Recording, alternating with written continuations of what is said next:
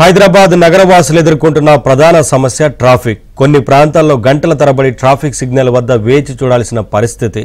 కిలోమీటర్ల మేర వాహనాలు నిలిచిపోతాయి. కొన్నిసార్లు ట్రాఫిక్ పద్మవ్యూహంలో గంటల కొద్దీ వెయిటింగ్తో నరకానికి కేర్ ఆఫ్ అడ్రస్గా మారుతోంది. ఈ సమస్యకు చెక్ పెట్టేందుకు రేవంత్ ప్రభుత్వం కీలక నిర్ణయం తీసుకుంది. సిగ్నల్ లేని జంక్షన్లే లక్ష్యంగా గ్రేటర్లో హెచ్సిటీ ప్రాజెక్టు చేపట్టింది. తెలంగాణ ప్రభుత్వం జీహెచ్ఎంసీ ప్రతిష్టాత్మకంగా తలపెట్టిన Hyderabad city innovative transformative infrastructure ప్రాజెక్టుపై మా ప్రతినిధి నుమాన్ అందించే గ్రౌండ్ రిపోర్ట్ ఇప్పుడు చూద్దాం.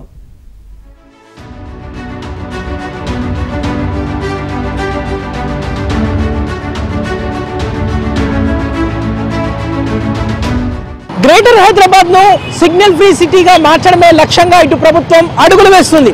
అందులో భాగంగానే హైదరాబాద్ లో దాదాపు 38 ప్రాంతాల్లో రోడ్డు విస్తరణ పనులతో పాటుగా ఫ్లైఓవర్లు, అండర్ పాస్ల నిర్మాణం మీద ప్రత్యేకంగా ఫోకస్ పెట్టింది. హెచ్సిటీ ప్రాజెక్టులో భాగంగా తొలి విడతలో దాదాపు 7 ప్రాజెక్టులను ఇటు ప్రభుత్వం ప్రారంభించనుంది. సో ఇంతకీ ఎప్పుడు ట్రాఫిక్ పద్మవ్యూహంలో ఉండేటటువంటి ఆ 7 ప్రాంతాల్లో ఈ ఫ్లైఓవర్లు కానీ అండర్ పాస్లు అందుబాటులోకి వస్తే ఎలాంటి పరిష్కారం లభిస్తుంది, ప్రస్తుతం రెగ్యులర్గా ఆయా ప్రాంతాల్లో ఎలాంటి ట్రాఫిక్ సమస్య ఉంటుంది, వాహనదారులు ఎలాంటి ప్రాబ్లమ్స్ ఫేస్ చేస్తున్నారు, సో మొత్తం కూడా ఈ 7 ప్రాజెక్టులు అందుబాటులోకి రావడం వల్ల ఎలాంటి ఉపయోగాలు ఉంటాయి.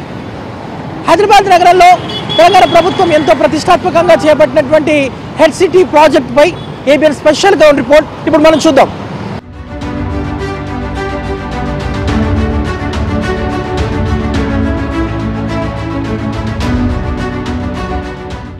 ప్రస్తుతం నేను ఎప్పుడో ట్రాఫిక్ పద్మవ్యూహంలో ట్రాఫిక్కి కేర్ ఆఫ్ అడ్రస్గా ఉండేటటువంటి రేతిబౌలి టు నారాయణనగర్ జంక్షన్, దాంతోపాటు ఏదైతే ఇటు టోలీ చౌకీ మార్గంలో ఉన్నాను. సో ఇటు రేతిబౌలి కానివ్వండి, నారాయణనగర్ జంక్షన్ అనగానే ఎవరికైనా వాహనదారులకు మొదటనే గుర్తుకొచ్చేది ట్రాఫిక్. సో ట్రాఫిక్ అంటేనే ఈ ప్రాంతానికి కేర్ ఆఫ్ అడ్రస్ అని చెప్పొచ్చు. దాదాపు గంటల తరబడి వెయిట్ చేయవలసినటువంటి పరిస్థితి ఈ ప్రాంతంలో ఉంటుంది. సో ఈ సమస్యకు పూర్తిగా చెక్ పెట్టే విధంగా ఇటు ప్రభుత్వం దాదాపు 398 కోట్లతో ఏదైతే హెచ్సిటీ ప్రాజెక్టులో భాగంగా ఫ్లైఓవర్ నిర్మాణానికి, మల్టీ లెవెల్ ఫ్లైఓవర్ నిర్మాణానికి శ్రీకారం చుట్టింది. సో ప్రస్తుతం ఇక ట్రాఫిక్ ఎలా ఉంటుంది, రెగ్యులర్ సిచ్యువేషన్ ఏంటి అనేది కూడా మనం ఒక్కసారి చూసే ప్రయత్నం చేద్దాము. సో మిమ్మల్ని గ్రౌండ్ రిపోర్ట్లో కూడా మీకు ఒకసారి చూపించే ప్రయత్నం చేస్తాను. ప్రస్తుతం మనం ఏబిఎన్ స్క్రీన్లో విజువల్స్లో కూడా చూడొచ్చు. మొత్తం కూడా విపరీతమైనటువంటి ట్రాఫిక్ ఉంటుంది. బంపర్ టు బంపర్ వాహనాలు మూవ్ అవ్వాలన్నా కూడా కొంత ఇబ్బందికరంగా ఉంటుంది. ముఖ్యంగా ఇటు ఉదయం ఆఫీసులకు వెళ్ళేటటువంటి టైం కానివ్వండి, సాయంకాలం వేళల్లో విపరీతమైనటువంటి ట్రాఫిక్ రద్దీ ఉంటుంది. దాదాపు గంటల కొద్దీ వెయిట్ చేసేటటువంటి సిచ్యువేషన్ కూడా ఏదైతే ఇటు నారాయణనగర్ చౌరస్తా వద్ద మనకు కనిపిస్తూ ఉంటుంది. మనం చూస్తున్నాము వెహికల్స్ అన్ని కూడా ఏ స్థాయిలో బార్లు తీరాయి, ఎంత ట్రాఫిక్ ఉందనేది కూడా మనకు ఇక్కడ అర్థమవుతుంది. అలా చెప్పండి, రోజు ట్రాఫిక్లో ఎంతసేపు టైం పడుతుంది మీకు ఇక్కడ ఈ జంక్షన్లో, ఈ చౌరస్తా దగ్గర? 15 to 20 minutes పడుతుంది డైలీ. ఈవినింగ్ టైంలో ఎలా ఉంటుంది ట్రాఫిక్? ఈవినింగ్ భయంకరంగా ఉంటుంది, మరీ ఎక్కువ ఉంటుంది. మార్నింగ్ అయినా ఒక రకంగా ఉంటుంది, కానీ ఈవినింగ్ అయితే మరీ చాలా కష్టం. పోవడానికి మినిమం ఆఫీస్ నుంచి ఇంటికి పోవడానికి మినిమం 1 hour పడుతుంది మాకు. అయితే చాలా చాలా ఇబ్బందికరంగా ఉంటుంది అసలు అక్కడ ఉంటాయి. ప్రభుత్వం ఇక్కడ ఒక multi level flyover proposal work start చేయడానికి, ఫ్లైఓవర్ అందుబాటులోకి వస్తే కొంత సమస్య తీరుతుంది. అది చాలా బెటర్ అవుతుంది అసలు యాక్చువల్గా. ముఖ్యంగా ఐటీ ఉద్యోగాలు ఇంకా ఎక్కువ అవుతుంది. Thank you so much. మనం చూడొచ్చు, అంటే ఇక్కడ ఫ్లైఓవర్ అందుబాటులోకి వస్తే చాలా వరకు ట్రాఫిక్ సమస్యకు పరిష్కారం దొరుకుతుంది. ముఖ్యంగా ఇటు ఐటీ ఉద్యోగుల సమస్యకు పరిష్కారం దొరుకుతుందంటూ కూడా ఇక్కడ ఉన్నటువంటి వాహనదారులు చెప్తున్నారు మనది. సో ఈ ఏరియాలో నిత్యం కూడా ట్రాఫిక్కి కేర్ ఆఫ్ అడ్రస్ అని చెప్పొచ్చు. వాహనదారులు కూడా దాదాపు గంటల కొద్ది వెయిట్ చేసేటటువంటి సిచ్యువేషన్ అయితే మనకి ఇక్కడ కనిపిస్తుంది. అలా ట్రాఫిక్ ఇక్కడ ఎంతసేపు పడుతుంది అన్నట్టు రెగ్యులర్గా ట్రాఫిక్ ఎలా ఉంటుంది? ట్రాఫిక్ బాగానే ఉంటుంది, రెగ్యులర్గా 15-20 minutes పడుతుంది. ఇక్కడ ప్రభుత్వము ఫ్లైఓవర్ నిర్మాణానికి శ్రీకారం చుట్టింది. ఫ్లైఓవర్ అందుబాటులోకి వస్తే కొంత ట్రాఫిక్ సమస్య తగ్గిద్ది అనుకుంటారు? కొంచెం తగ్గుతుంది లేదు, ఓకే ఓకే. ట్రాఫిక్ తగ్గుతుంది. మళ్ళీ ఫ్లైఓవర్ పడితే కొంచెం కింద ఉన్న వెహికల్స్, 2 wheelers కిందకి వెళ్ళొచ్చు, పెద్ద పైకి కూడా వెళ్ళొచ్చు, సేఫ్టీ ఉంటుంది. సార్ చెప్పండి, రెగ్యులర్ ట్రాఫిక్ ఎలా ఉంటుంది సార్ రెగ్యులర్గా ఇక్కడ? రోజు 1/2 hour అవుతుంది సార్. ఇక్కడ ఫ్లైఓవర్ ఎప్పుడో శాంక్షన్ అయింది, అది ఫ్లైఓవర్ ఎందుకు వేస్తలేరో అర్థమవుతలేదు. కింద హోటల్స్ ఉన్నాయి, అది బిజినెస్ దెబ్బతింటుందా అని ఫ్లైఓవర్ వేస్తారా లేదా అర్థమవుతుంది. అసలు ఇక్కడ రోజు నరకం. 1/2 hour రోజు. ఈవినింగ్ అయితే ఇంకా ఘోరం, గంట పడుతుంది. మార్నింగ్ 1/2 hour 45 minutes, ఈవినింగ్ అయితే 1 hour అవుతుంది.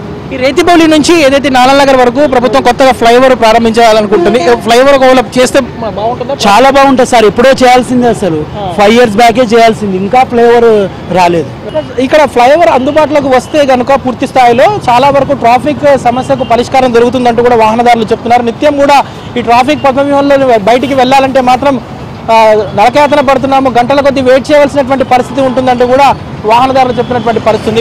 రేతిబౌలి నుంచి నారాయణనగర్ చౌరస్తా మార్గంలో మల్టీ లెవెల్ ఫ్లైఓవర్ నిర్మాణం పనుల కోసం దాదాపు 398 కోట్లు కేటాయించడంతో సో త్వరలో అంటే ఈ ఫ్లైఓవర్ అందుబాటులోకి వస్తే చాలా వరకు ట్రాఫిక్ సమస్యకు పరిష్కారం జరుగుతుందంటూ కూడా ఇటు వాహనదారులు అయితే హర్షం వ్యక్తం చేస్తున్నటువంటి పరిస్థితి. మనం మరో ప్రాంతం దగ్గరికి వెళ్ళాము. సో అక్కడ సిచ్యువేషన్ ఎలా ఉంది, అక్కడ ట్రాఫిక్ ఎలా ఉంది, అక్కడ వాహనదారులు ఏమంటున్నారు అనేది కూడా మనం ఒకసారి తెలుసుకునే ప్రయత్నం చేద్దాం.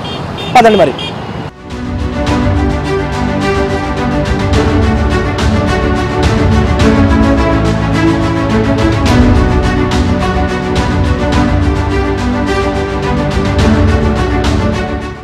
ప్రస్తుతం నేను ఫంక్షన్ ఆఫీస్ చౌరస్తా దగ్గర ఉన్నాను.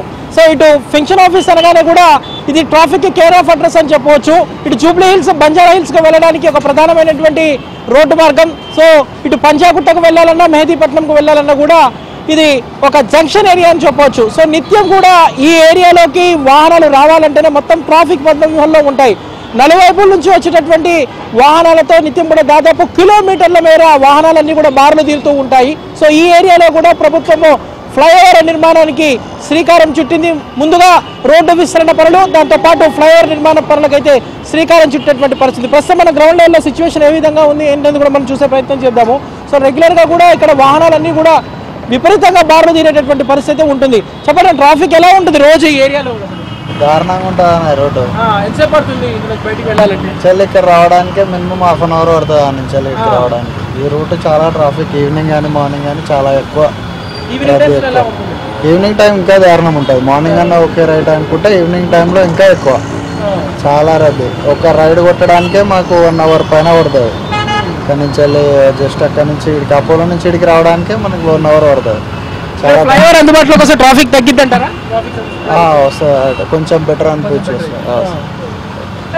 అంటే చూడొచ్చు, ఒకవేళ ఫ్లైఓవర్ కనుక అందుబాటులోకి వస్తే చాలా వరకు ట్రాఫిక్ సమస్యకు పరిష్కారం లభిస్తుందంటూ కూడా ఉన్నటువంటి వారు చెప్తున్నటువంటి పరిస్థితి ఉంది. సో మనం చూస్తున్నాం ఏదైతే ఇక్కడ జంక్షన్కి సంబంధించినటువంటి సుందరీకరణ పనులు చేస్తున్నారు. సో దీనివల్ల కొంత ట్రాఫిక్ కూడా పెరుగుతుంది. సో ఈ ఏదైతే ఇటు ఫ్లైఓవర్ నిర్మాణాలు చేస్తే మాత్రము చాలా వరకు ట్రాఫిక్ సమస్యకు పరిష్కారం లభిస్తుందంటూ కూడా వాహనదారులు చెప్తున్నారు. మనం చూస్తున్నాము ఏ విధంగా ట్రాఫిక్ సమస్య ఉందనేది కూడా మనకి ఇక్కడ చూస్తే అర్థమవుతుంది. దాదాపు వాహనాలు కూడా కిలోమీటర్ల కొద్ది బారులు తీరేటటువంటి సిచ్యువేషన్ కూడా మనకు కనిపిస్తుంది. ముఖ్యంగా వీవీఐపీల మూవ్మెంట్ ఎక్కువగా ఉండేటటువంటి ప్రాంతం, ఇటు మంత్రులు ఎమ్మెల్యేలతో వెళ్ళేటటువంటి వెహికల్స్ కాన్వాయ్స్తో కూడా రద్దీగా ఉంటుంది. సో అలాంటి ప్రాంతాల్లో నిత్యం కూడా ఇక్కడ ఆ ట్రాఫిక్ జంజాటంలో ట్రాఫిక్ పద్ధతిలో నరకయాతన చూస్తున్నామంటూ కూడా వాహనదారులు అయితే ఆవేదన వ్యక్తం చేసినటువంటి పరిస్థితి కూడా మనకు కనిపిస్తుంది. రెగ్యులర్ ట్రాఫిక్ ఎలా ఉంటుంది ఇక్కడ? ఈ రూట్లో ఎక్కువ ఉంటుంది వైపు ఉంటుంది బాగా ట్రాఫిక్? ఎక్కువ ఇటువైపు అనిపిస్తుంది మాకైతే. నేను ఎక్కువ డెలివరీ చేసి ఇంటి డేట్ వస్తాను కదా, అక్కడ ఆగ్రా స్వీట్స్ దగ్గర నాకు బాగానే ఆర్డర్లు పడతాయి. నేను అక్కడే ఉంటా. సాయంత్రం హెవీగా అనిపిస్తుంది అన్న. రెగ్యులర్ గా కూడా వెళ్ళేటటువంటి వాహనదారులు ఎంత ఎట్లుంటుంది బ్రో ట్రాఫిక్ రెగ్యులర్ గా ఈ ఏరియాలో? చాలా మార్నింగ్ ఈవినింగ్ వీక్ డేస్ అయితే చాలా ట్రాఫిక్ ఉంటుంది. మినిమం 40 minutes ఇక్కడనే పడుతుంది. ఎంతసేపు పడుతుంది ఇక్కడ వెయిటింగ్ సిగ్నల్ దగ్గర? 20-30 minutes. ఆ రూట్లో ఈ రూట్లో చాలా బాగుంది ట్రాఫిక్. ఏదైనా ఫ్లైఓవర్ అని అలా ప్లాన్ చేస్తే బాగుంటుంది.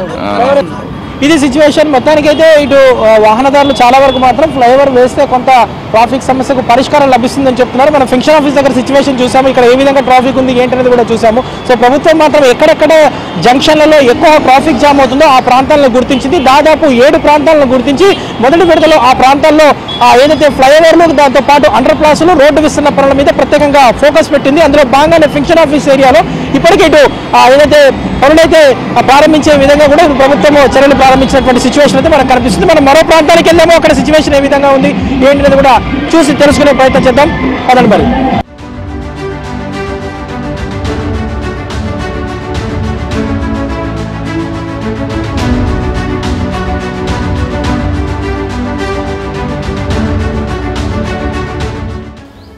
కంటోన్మెంట్లో ఎన్నో ఏళ్లుగా ఉన్నటువంటి ట్రాఫిక్ సమస్య మీద ఇటు ప్రభుత్వం ప్రత్యేకంగా దృష్టి పెట్టింది. అందులో భాగంగానే కంటోన్మెంట్ ఏరియాలో ముఖ్యంగా ఏదైతే ఇటు రాజీవ్ ఎలివేటెడ్ క్యారిడార్తో పాటు మరో 2 ఫ్లైఓవర్ల నిర్మాణానికి కూడా శ్రీకారం చుట్టింది. ఇందుకు సంబంధించి కూడా ఇప్పటికి ఇటు డిపిఆర్లను కూడా సిద్ధం చేస్తున్నటువంటి పరిస్థితి ఉంది. సో ఈ ప్రాజెక్టుకి సంబంధించి మనతో పాటు మాట్లాడడానికి కంటోన్మెంట్ స్థానిక ఎమ్మెల్యే శ్రీ గణేష్ గారు కూడా ఉన్నారు. వారితో కూడా మాట్లాడదాము. సో ఏదైతే ఈ ఫ్లైఓవర్లు అందుబాటులోకి రావడం వల్ల ఎలాంటి ప్రయోజనాలు ఉంటాయి ఏంటి అనేది కూడా మనం తెలుసుకుందాము. చెప్పండి, దాదాపు కంటోన్మెంట్ అంటే traffic care of address me area. So అలాంటి మీ కంటోన్మెంట్ ప్రాంతంలో ఏదైతే ఈ ఫ్లైఓవర్ల వల్ల ఎలాంటి ఉపయోగం ఉంటుంది అండి? ఇప్పుడు మీకు చూసినట్టయితే ఇటు కరీంనగర్ దిక్కు వెళ్ళాలన్నా కూడా, అటు మీరు కొంపల్లి మేడ్చల్ మీదకి వెళ్ళి ఎక్కడ వెళ్ళాలన్నా కూడా, నిజామాబాద్ దాకా వెళ్ళాలన్నా కూడా దారి చూస్తే ప్యారడైస్ టు బోయిన్పల్లి మీదుగా, ఇట్లా చూస్తేనేమో జేబీఎస్ నుంచి అల్వాల మీదుగా వెళ్ళాలి. ఎక్కడ చూసినా కూడా ఇది తక్కువ నేరో రోడ్ ఉండటంతో అనేక మందికి ఇబ్బంది అవుతుంది. ఎన్నో సంవత్సరాల నుంచి ట్రాఫిక్ సమస్య ఉన్న గత ప్రభుత్వాలు మాటకే మేము చేస్తాం, ఎక్స్చేంజ్ ఆఫ్ ల్యాండ్ చేసి దీని రోడ్ని ఎక్స్పాండ్ చేస్తామని చెప్పడం జరిగింది. కానీ వీళ్ళు చెప్పడం కేంద్రం ఆమోదం చేస్తున్నట్టు మాట వారికి పరిమితమైంది. కానీ కాంగ్రెస్ ప్రభుత్వం వచ్చిన తర్వాత మన గౌరవ ముఖ్యమంత్రి గారు పూర్తి స్థాయిలో ఈ ట్రాఫిక్ సమస్య పరిష్కరించడానికి ఎలివేటెడ్ కారిడార్ శంకుస్థాపన చేయడం జరిగింది. ఇప్పుడు మీరందరూ టీవీలలో పేపర్లలో చూస్తున్నారు. ఒక 2-3 డేస్లో కూడా డిపిఆర్ రిలీజ్ అవుతుంది. దీనికి పూర్తి స్థాయిలో వర్క్ స్టార్ట్ అయ్యి ఎంత తొందరగా అయితే అంత తొందరగా నిర్మాణం చేసి ట్రాఫిక్ సమస్యలు పరిష్కరించాలని, ఎక్కడ చూసినా కూడా ప్రజలు సంతోషంగా ఈజీగా వెళ్ళి ఈజీగా వచ్చేటట్టు, వాళ్ళ సమయం తగ్గుతట్టు, ప్రయాణం సమయం తగ్గే విధంగా చూస్తూ, అందరికీ సంతోషం కూడా చూస్తూ, ఈ యొక్క ఎలివేటెడ్ కారిడార్ ద్వారా మా కంటోన్మెంట్ ప్రజలకు 2 లాభాలు. ఒక లాభమేమో ట్రాఫిక్ సమస్య పరిష్కారం, దాంతోపాటు ఏదైతే ఈ ఎలివేటెడ్ కారిడార్ గురించి ఎక్స్చేంజ్ ఆఫ్ ల్యాండ్ తీసుకున్నారో కంటోన్మెంట్ డిఫెన్స్ ల్యాండ్స్, ఆ డిఫెన్స్ ల్యాండ్స్కి ఏదైతే డబ్బులు ఇవ్వాల్సిందో ఆ డబ్బులు సెంట్రల్కి ఇవ్వకుండా గౌరవ ముఖ్యమంత్రి రేవంత్ రెడ్డి గారు స్థానికంగా మల్కాజ్గిరి ఎంపీ, ఈ కంటోన్మెంట్కి కూడా వారే ఎంపీ ఉండే కాబట్టి ఒక లాభం. రెండోది ఏంటంటే మా కంటోన్మెంట్ బోర్డు సీఈఓగా పనిచేసిన వ్యక్తి అజిత్ రెడ్డి గారు కూడా ఇప్పుడు సీఎంఓలో ఉన్నారు కాబట్టి సీఎం గారు ఆలోచనతోటి కంటోన్మెంట్ కాన్స్టిట్యున్సీ అన్డెవలప్డ్గా ఉండిపోయింది. కావాల్సినంత నిధులు లేక, కేంద్రం నుంచి సపోర్ట్ లేక, ఎలాంటి సహాయ సహకారం లేక, జనరల్గా ఎనీ మున్సిపల్ బాడీకి ఆ స్టేట్ గవర్నమెంట్ కొంత షేర్ ఇస్తుంది డెవలప్మెంట్ ఆఫ్ దట్ ఏరియా అనేసి ఆ మున్సిపల్ ఏరియాకి. అలాంటిది మా కంటోన్మెంట్ బోర్డుకి కేంద్రం నుంచి ఎలాంటి నిధులు ఇవ్వకుండా, కనీసం ఇక కంటోన్మెంట్ బోర్డుకి రావాల్సిన సర్వీస్ ఛార్జెస్ కూడా సుమారు 1000 కోట్లు బకాయిలు ఉంది, ఇప్పటిదాకా ఇవ్వలే. ఇవంతా నష్టమని గౌరవ ముఖ్యమంత్రి గారికి ఇక్కడ ఎంపీగా పనిచేశారు కాబట్టి వారికి అనుభవంతో వారు ఏం చేశారంటే అన్ని విధంగా కంటోన్మెంట్ ప్రజలకు నష్టమవుతుందని, ఏదైతే ఎక్స్చేంజ్ ఆఫ్ ల్యాండ్ కింద మనీ ఇవ్వాలనో ఆ మనీని కేంద్రంతో మాట్లాడి ఆ మనీని కూడా ఈ కంటోన్మెంట్కే యూజ్ అవుతట్టు, ఈ నాలాల డెవలప్మెంట్ గురించి 303 కోట్ల రూపాయలు కూడా కంటోన్మెంట్కే కేటాయించడం మా అదృష్టంగా భావిస్తున్నాను. ఖచ్చితంగా ఏదైనా మంచి పని చేయాలంటే కొంచెం ఇబ్బందులు అవుతాయి. అదే మాదిరిగా ఈ రోడ్డు విస్తరణ ఏదైతే చేస్తున్నారో అందులో భాగంగా అనేక మందికి ఈ రోడ్లో ఉన్న వాళ్ళ ఆస్తులు నష్టం అవుతున్నాయి, వాళ్ళకి ఇబ్బంది అవుతుంది. కాబట్టి గవర్నమెంట్ తోటి మాట్లాడి గౌరవ ముఖ్యమంత్రి గారితో కూడా మాట్లాడడం జరిగింది. వారు కూడా ఖచ్చితంగా వీళ్ళకు న్యాయం జరిగే విధంగా చూస్తానని చెప్పడం జరిగింది. ఇంతమందికి ఇప్పుడు లక్షల మంది తర్వాత కోట్ల మంది ప్రయాణిస్తారు కాబట్టి కొన్ని వేల మంది ఇళ్ళకు నష్టమవుతుంది.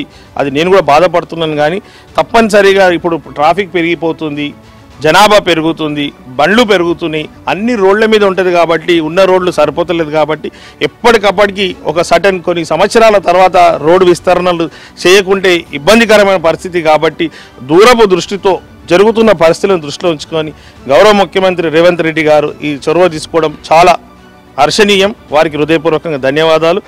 ఎవరైతే ఈ రోడ్ కటింగ్లో బిల్డింగ్స్ పోతున్నాయో జాగా పోతుందో వాళ్ళందరికీ నేను కంటోన్మెంట్ ప్రజాప్రతినిధిగా వాళ్ళ ఆశీర్వాదంతో గెలిచినోని కాబట్టి వారికి మేలు జరిగే విధంగా వాళ్ళకి అన్ని విధంగా వాళ్ళతోటి సీఎం గారితో మాట్లాడి అవసరమైతే ఇలా ఒక జాకాన్ ఉంది వాళ్ళతోటి కూడా సిట్టింగ్ ఏర్పాటు చేసి ప్రతిపాదనలంతా ఇద్దరు వాళ్ళకి అంతా అగ్రి అయితే చూసుకొని వాళ్ళకి కావాల్సినంతగా వాళ్ళకి డబ్బులు ఇప్పిస్తానని కూడా మాటిస్తున్నాను. దూరదృష్టితో సీఎం రేవంత్ రెడ్డి ముఖ్యంగా ఏదైతే కంటోన్మెంట్లో ఉన్నటువంటి ఎన్నో ఏళ్ల ట్రాఫిక్ సమస్యకు పూర్తిగా చెక్ పెట్టే విధంగా ఏదైతే శాశ్వత ప్రాతిపదికన ఏదైతే ఈ ఫ్లైఓవర్ల నిర్మాణం మీద దృష్టి పెట్టినటువంటి పరిస్థితి ఉందని కూడా స్థానిక ఎమ్మెల్యే చెప్తున్నారు. సో ఈ ఫ్లైఓవర్లు త్వరితగతిన అంటే దాదాపు రానున్న 2 ఏళ్లలో దీన్ని పూర్తి చేసే విధంగా కూడా టార్గెట్ పెట్టుకున్నాము. సో ఇది అందుబాటులోకి రావడం వల్ల ఇటు తిరుమలగిరి కానివ్వండి, కార్ఖానా కానివ్వండి, బోయిన్పల్లి చౌరస్తా, సో వివిధ మార్గాల్లో ఉన్నటువంటి ట్రాఫిక్ సమస్యకు పూర్తిగా పరిష్కారం లభిస్తుంది. సిగ్నల్ లేని ఏరియాగా కంటోన్మెంట్ ఏరియా ఉంటుందంటూ కూడా ఇక్కడ ఉన్నటువంటి స్థానిక ఎమ్మెల్యే అయితే చెప్తున్నటువంటి పరిస్థితి. మరోవైపు ఈ రోడ్డు విస్తరణ పనుల్లో భాగంగా, ఈ ప్రాజెక్టులో భాగంగా దాదాపు వేలాది మంది ఆస్తులను కోల్పోతున్నారు. సో ఆస్తులను కోల్పోతున్నటువంటి వారికి కూడా పూర్తిగా ఇటు ప్రభుత్వం ఆదుకునేందుకు వీలుగా వారికి నష్టపరిహారం కూడా చెల్లించేందుకు ప్రత్యేక చర్యలు తీసుకుంటున్నాము. సో అన్ని వర్గాలను దృష్టిలో పెట్టుకొని, సుదూరమైనటువంటి ప్రయోజనాలు కూడా దృష్టిలో పెట్టుకొని ఏదైతే ఈ కంటోన్మెంట్ నియోజకవర్గంలో ఫ్లైఓవర్ల నిర్మాణం చేపట్టినట్టు కూడా స్థానిక ఎమ్మెల్యే అయితే చెప్తున్నారు. సో ఈ ఫ్లైఓవర్లంతా కూడా సాధ్యమైనంత త్వరితగతిన అనుకున్న టార్గెట్ లోపు పూర్తి చేసేందుకు ఇప్పటికే ఇటు ప్రభుత్వం దృష్టి పెట్టింది. అందుకు సంబంధించినటువంటి డిపిఆర్లు కూడా పూర్తి కావడంతో త్వరలోని ఈ ప్రాజెక్ట్ అంతా కూడా పూర్తి స్థాయిలో పట్టాలు ఎక్కేందుకు కూడా అవకాశం ఉన్నటువంటి పరిస్థితి. సో వైపు జిహెచ్ఎంసీ, మరోవైపు హెచ్ఎండిఏ సంయుక్త ఆధ్వర్యంలో హైదరాబాద్ లో నలువైపులో కూడా ఏదైతే హెడ్ సిటీ ప్రాజెక్ట్ లో భాగంగా ఇటు ఫ్లైఓవర్లు, అండర్ పాస్లు, దాంతో పాటు రోడ్డు విస్తరణ పనుల మీద ఇటు ప్రభుత్వం అయితే ప్రత్యేకంగా దృష్టి పెట్టినటువంటి పరిస్థితి ఉందని చెప్పొచ్చు. అందులో భాగంగానే దాదాపు 7,000 కోట్లకు పైగా బడ్జెట్ తో దాదాపు 7 ప్రాంతాల్లో ఇటు ఏదైతే ఇటు కేబీఆర్ పార్క్ కానివ్వండి, దాంతోపాటు రేతిపోలి జంక్షన్ కానివ్వండి, నానల్ నగర్ జంక్షన్ కానివ్వండి, కాజాగూడ జంక్షన్, అదేవిధంగా ఇటు కంటోన్మెంట్ లాంటి ప్రాంతాల్లో ప్రత్యేకంగా ఇటు ప్రభుత్వము ఫ్లైఓవర్లు, అండర్ పాస్ల నిర్మాణాలను అయితే చేపడుతున్నటువంటి పరిస్థితి. ఈ ప్రాజెక్టులో అంతా కూడా అనుకున్నంత సమయంలోపు అందుబాటులోకి వస్తే కనుక హైదరాబాద్ నగరంలో పూర్తి స్థాయిలో ట్రాఫిక్ సమస్యకు చెక్ పెట్టేటటువంటి అవకాశం కూడా ఉందని ఇప్పటికి ఇటు హైదరాబాద్ నగరవాసులు కూడా చెప్తున్నటువంటి పరిస్థితి ఉందని చెప్పొచ్చు. జర్నలిస్ట్ శ్యామ్తో నుమానియా, ఆంధ్రజ్యోతి, హైదరాబాద్.